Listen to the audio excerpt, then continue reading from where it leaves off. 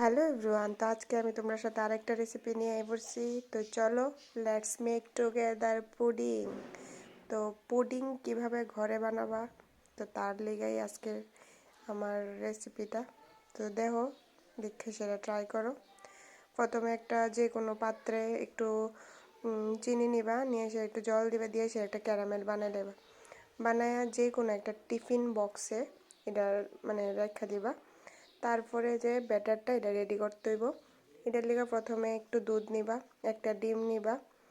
আমি এনে 1 কাপ দুধ নিছি, একটা ডিম নিছি, তারপরে চিনি নিছি, নিয়ে সেটা এটারে ভালো করে ব্লেন্ড করে নেবা। ব্লেন্ড মিন্স ওই একটু ভালো করে মিশিয়ে নিবা, চিনিটারে ভালো করে গুললা নিবা। তারপর একটু ভ্যানিলা এসেন্স দিবা, দিয়ে সেটা ওই যে ক্যারামেলটা বানিয়ে রাখছিলাম এটার মধ্যে এই মিক্সারটা দিয়ে দিবা।